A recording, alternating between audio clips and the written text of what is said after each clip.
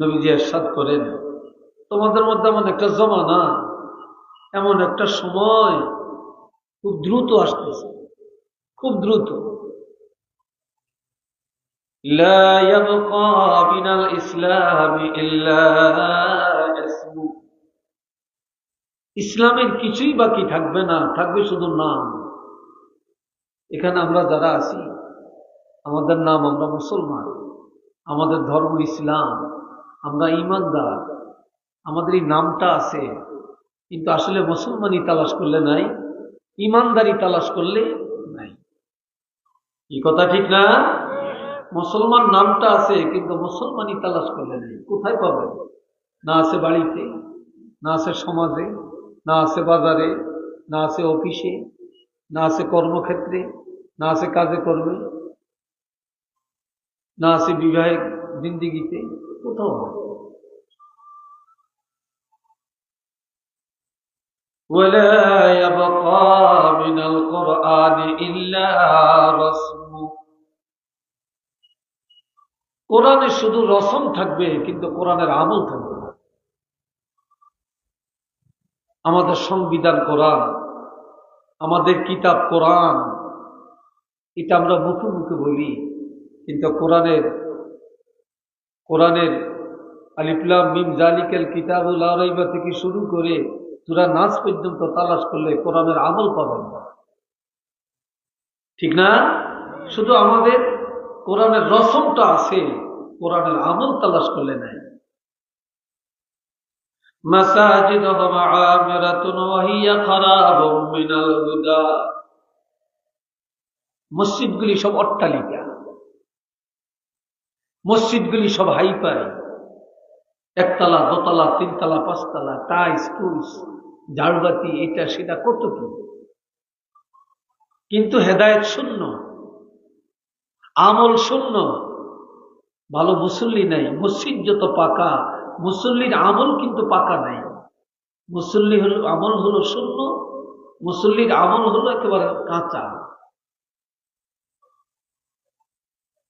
মসজিদ এখন খুব ঘন ঘন, এক একটা মসজিদ কত উন্নত, কত ঝাঁকজমক, কিন্তু আমাদের ইসলাম, আমাদের কোরআনের আমল, আমাদের নামাজ, আমাদের আকীদা, এটা কি এত শক্ত হয়েছে, এত মজবুত হয়েছে? হয়নি। হেদায়েত শূন্য। এমনও সময় যায় ইমাম আর মুয়াজ্জিন দুইজনকে একই নামাজ পড়তে হয়, মুসল্লি কেউ নেই। আবার এমনও মসজিদ আছে সভাপতি মনে হয় মাসে একবারও মসজিদে যায় না। এমনও মসজিদ আছে সেক্রেটারি বছরে একদিন আসে। এমনও মুসল্লি আছে, মসজিদ আছে, তার টাকা আছে, সদস্য বানাইছে, কিন্তু বছরে একবার মসজিদে যায় কিনা সন্দেহ আছে। ঠিক না কথাটা? হ্যাঁ,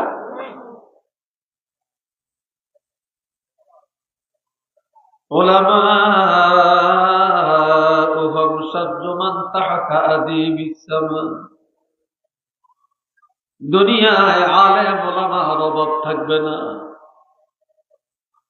বর্তমানে কত আলেম, আলিয়া বলেন, কওমি বলেন, এই দল বলেন, এই দল বলেন, আলেমের অভাব নেই। আর মুফতি, শায়েখ, ডক্টর, কি কথা ঠিক না? নামের আগেই দেখবেন ডক্টর, নামের আগেই দেখবেন শায়েখ, নামের আগেই দেখবেন মুফতি। কি কথা ঠিক কিনা? আবার দেখবেন আন্তর্জাতিক খ্যাতি সম্পন্ন মুফাসসিরে কোরআন। তাফসীর কাকে বলে? তাফসীর কোন সিগা? তাফসীরের মাদ্দা কি? এটা দিনসে সহি না গায়রে সহি, এটাই বলতে পারবে না। দেশটা কি, এটাই বলতে পারবে না। আন্তর্জাতিক মুফাসসিরে কোরআন। আর ফিতনাও বেশি, নামের হেডামও বেশি, ফিতনাও বেশি। ঠিক না?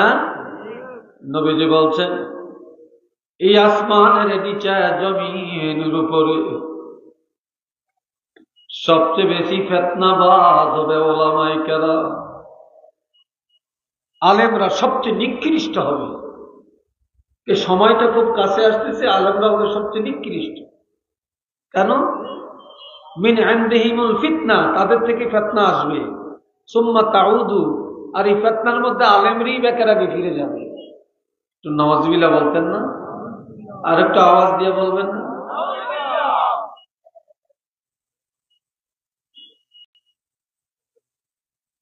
কত যে ফিতনা, কত যে ফিতনা, ফিতনার কোনো শেষ নেই।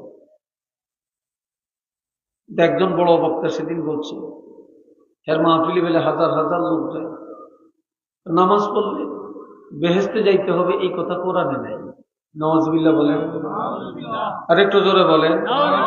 এখন একজন আলেম যদি স্টেজে বসে এই কথা বলে, আপনারা কি বলেন?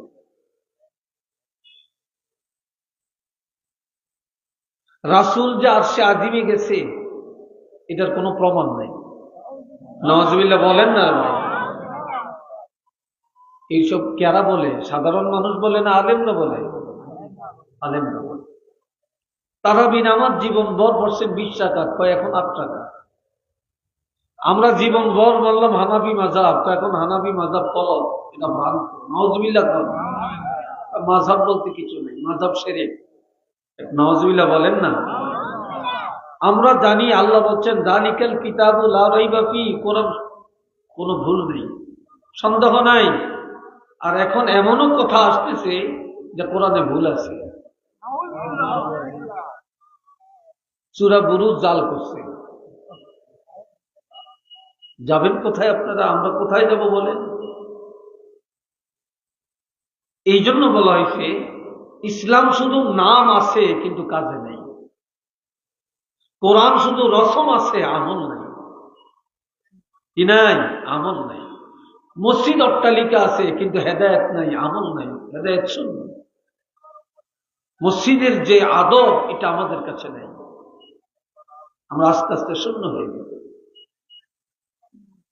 এ ভাইরা রে আমার, কিতা হয়েছে? মাশাআল্লাহ, শুনেন। এ ভাইরা রে আমার, এই জন্য ইখলাসের সাথে কথা শুনতে হয়। নবীজি বলছেন আন্নাসু কুল্লুহুম হালকা ইল্লাল আলিমুন, এই দুনিয়ায় যত মানুষ সব ধ্বংস হয়ে যাবে, বিপদে পড়ে যাবে, লাঞ্ছিত হবে, জাহান্নামে যাবে। তারা জাহান্নামে যাবে না রে, ধ্বংস হবে না যারা একমাত্র হক্কানি আলেম, আলেম বা আমল। এই আলেমরা শুধু নাজাত পাওয়া যাবে যে আলেমদের থেকে ফিতনা নাই, যে আলেমরা আমল করে, যে আলেমরা ইখলাসের সাথে দায়িত্ব পালন করে। একটু চিল্লিয়া বলেন না সুবহানাল্লাহ।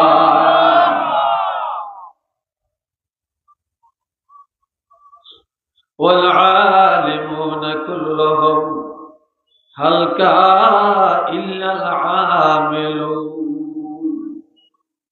এই দুনিয়ায় যত আলিম, এই ফিতনাবাজ আলিমরা সব ধ্বংস হয়ে যাবে, বিপদে পড়ে যাবে, জাহান্নামে যাবে। কিন্তু তারা ধ্বংস হবে না যেসব আলেমরা ইলম অনুযায়ী আমল করে। শুধু ইলম অর্জন করে না, তারা আমলও করে।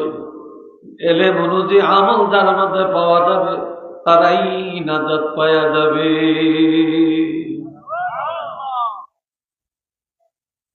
ওয়াল আমিলুনা কুল্লুহুম হালকা ইল্লাল মুখলিসুন, এবং আমল করে মানুষ জাহান্নামে যাবে, হজ করে জাহান্নামে যাবে, নামাজ পড়ে জাহান্নামে যাবে।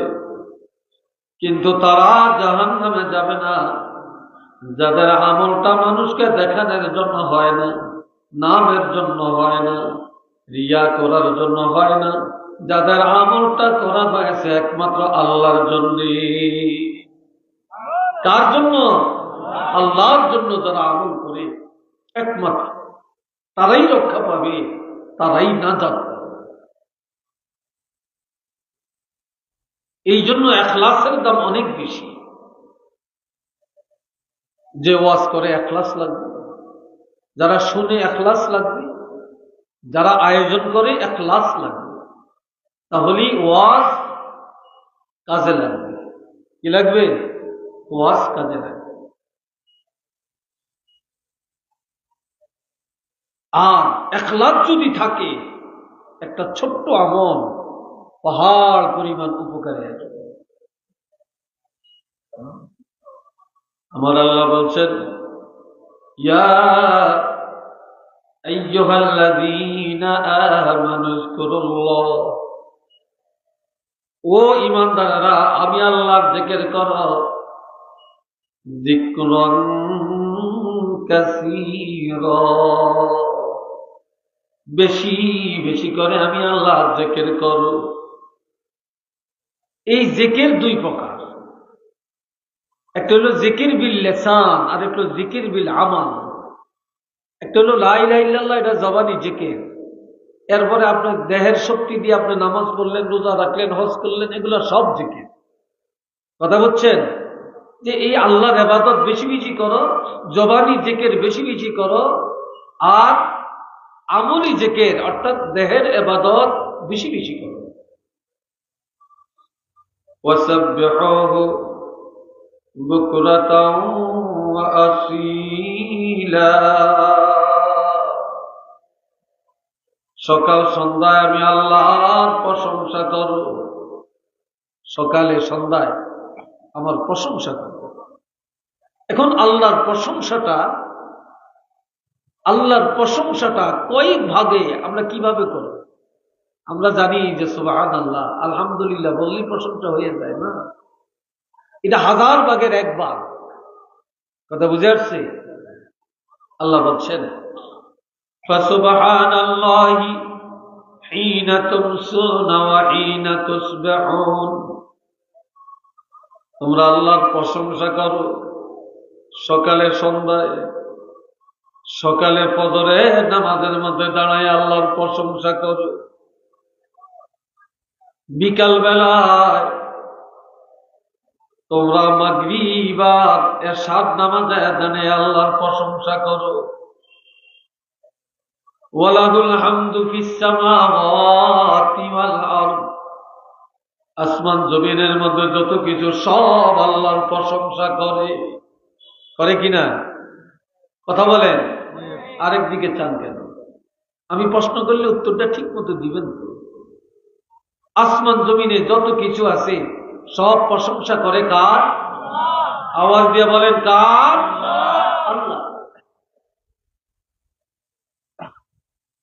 ওয়াশিয়া ওয়া হিনা তুযহিরুন, আসরের সময় আসরের নামাজে দাঁড়িয়ে আল্লাহর প্রশংসা করো, আর দ্বিপ্রহরের কালে যোহরের নামাজের মাঝে দাঁড়ায় আমি আল্লাহর প্রশংসা করো।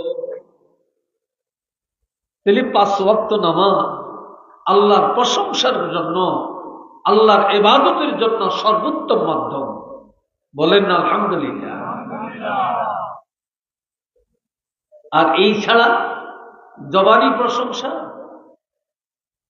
সুবহানাল্লাহ, আল্লাহ পবিত্র। আল্লাহ কি বলেন? এর অর্থ কি? আপনাদের মনে আরেক দিকে বলেন, সুবহানাল্লাহ অর্থ কি? আল্লাহ পবিত্র।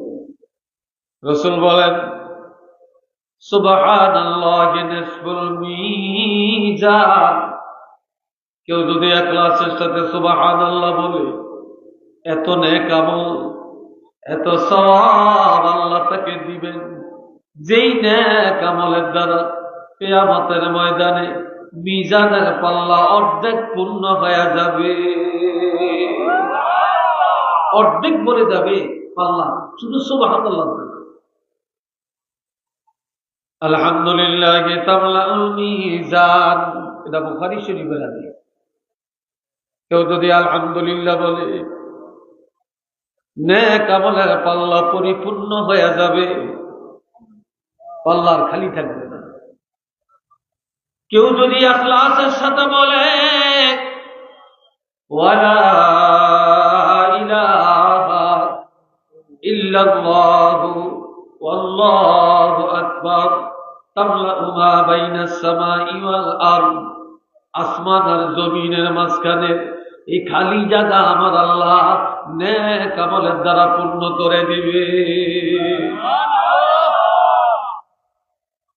অথচ আমল খুব ছোট্ট না? খুব ছোট্ট না? খুব ছোট্ট। দাম কত? আর এত দাম কেন? সর্বপ্রথম রাসূলকে আল্লাহ যখন সৃষ্টি করছেন, সর্বপ্রথম আল্লাহ রাসূলের জবান মোবারক দিয়ে বের করছেন সুবহানাল্লাহ। এরপরে নবী বলছেন আলহামদুলিল্লাহ, এরপরে বলছেন আল্লাহু আকবার। বান্দা যখন বলে সুবহানাল্লাহ, আল্লাহ পবিত্র, আল্লাহ কয় আমার এই বান্দাকে পবিত্র করার দায়িত্ব আমার, আমিও বান্দাকে পবিত্র করি। বান্দা যখন বলে আলহামদুলিল্লাহ, আল্লাহর প্রশংসা বা প্রশংসার মালিক আল্লাহ, তখন আল্লাহ ফেরেশতা করে বলে ও ফেরেশতারা, হামিদানি আব্দি, আমার বান্দা আমার প্রশংসা করছে, তোমরা জানো থাকো। যখন বলে আল্লাহু আকবার, আল্লাহ মহান, তখন আল্লাহ জগৎবাসীদের ডেকে ডেকে জানিয়ে দেন, যেই বান্দা বলছে আমি আল্লাহ মহান, আমি আল্লাহ জগৎবাসীকে জানিয়ে দেই ওই বান্দা বান্দি আমি আল্লাহর কাছে মহান। যারা বলছে আমি মহান, আমি আল্লাহর কাছে তারাও বড়, তারাও মহান। একটু বলেন না সুবহানাল্লাহ। আরে হাদিস আছে, কেউ যদি ইখলাসের সাথে একবার, কেউ দেখলো না, জানলো না, শুনলো না, আপনি চুপে চুপে বললেন সুবহানাল্লাহ, সাথে সাথে আল্লাহ পাক আপনার জন্য জান্নাতের মধ্যে একটা বাগান সাজিয়ে দিবেন, বাগান সাজিয়ে দিবেন। এ বন্ধুরা রে আমার, কেউ যদি সুবহানাল্লাহর আমল করে, আল্লাহু আকবার, আয় হায় কি মূল্য, কি দাম শুনে। হযরত সুলাইমান আলাইহিস সালাম, এখানে কয়েল আছে, এটা একটু দূরে সরান, দূরে সরান। কয়েলের ধোঁয়া যখন আমাদের নাকি দিয়ে ঢুকে আমাদের কথা বন্ধ হয়ে যায়, গলা বন্ধ হয়ে যায়, এটা এমন মারাত্মক। আল্লাহ আমার পিছে আনছেন না, আমার পিছে আনছেন কেন? আল্লাহ এই ভাইরা আমার শুনেন, এই সুলাইমান নবী একটা তক্তে সুলাইমানি, যেটা সুলাইমান নবীর জাহাজ, এই জাহাজটার মধ্যে ৬০,০০০ মানুষ ধরত। সুবহানাল্লাহ বলতেন না? আর একটু আস্তে করুন। আল্লাহ ভিতরে আওয়াজ একটু আর একটু ইয়ে করে, আর টুন টুন করে আওয়াজ ঠিক করে। এ ভাইরা রে আমার, সুলাইমান নবীজি তিনি তক্তে সুলাইমানির মধ্যে চড়ে ৬০,০০০ মানুষ নিয়ে, ৬০,০০০ মানুষ নিয়ে বাতাসের উপরে দিয়া যায়। একটা যুবক ছেলে রাস্তায় বসে রয়েছে, এই যুবকটার মাথার উপরে দিয়ে যাইতে আছে। যুবক এটা দেখে বলে সুবহানাল্লাহ, কি আশ্চর্য, এত বড় জাহাজ যাইতে আছে। সুলাইমান নবীর কানে আওয়াজ দিয়েছে, আওয়াজ দিয়েছে, তখন সুলাইমানি থামাইছে, থামিয়া যুবকের কাছে আসছে, এসে বলে এই যুবক, তুমি সুবহানাল্লাহ কেন বলছো? আমি আশ্চর্য কাণ্ড দেখে সুবহানাল্লাহ বলছি, আশ্চর্য কাণ্ড দেখে।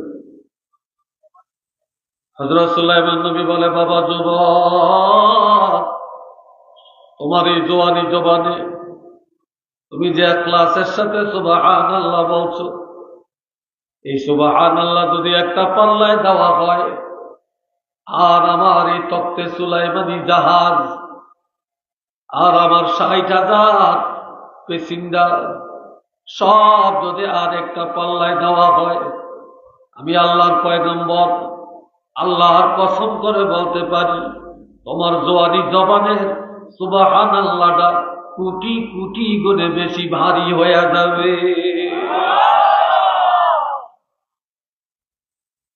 ইখলাসের প্রশ্ন।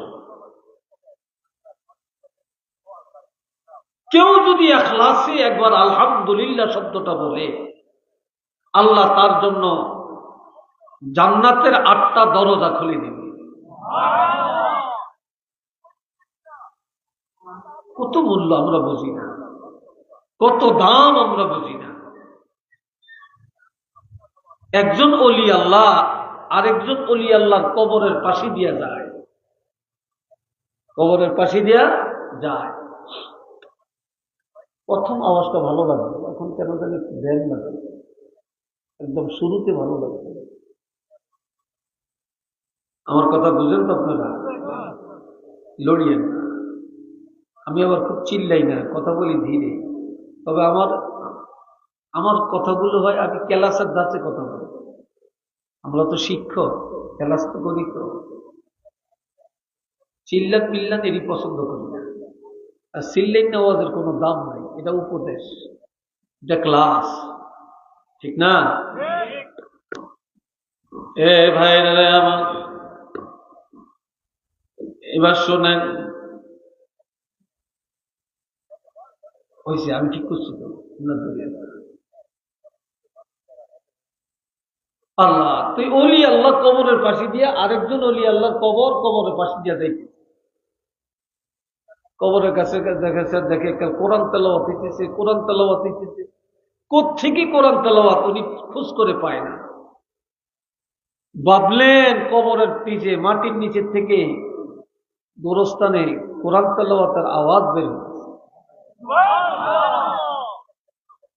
তিনি এটা দেখে বলে ফেললেন সুবহানাল্লাহ। সুবহানাল্লাহ বলার সাথে সাথে কোরআন তেলাওয়াতের আওয়াজ বন্ধ হয়ে গেল। চলে গেছেন বাড়িতে, ঘুমাইতে আছেন। গভীর রাত্রে স্বপ্ন যোগে কবরের ওলি আল্লাহ আসিয়া দেখা দেয় আর বলে, ও জিন্দা ওলি, তুমি আমার কবরের পাশে দিয়া যাওয়ার সময় কি কারণে সুবহানাল্লাহ বলে ডাক দিলা? সুবহানাল্লাহকে চিৎকারটা দিলা কেন? কয়, ভাই আমি কোরআন তেলাওয়াতের আওয়াজ শুনি না সুবহানাল্লাহ বলছি। কবরের ওলিয়ে রুহানি ভাবে স্বপ্ন যোগে কয়, তোমার সুবহানাল্লাহটা আমাকে দিয়ে দাও, তোমার সুবহানাল্লাহটা আমাকে দিয়ে দাও। আর আমি কবর জগতে এসে এই পর্যন্ত হাজার হাজার বার কোরআন খতম করছি, আমার সবগুলি খতম তুমি নিয়ে যাও।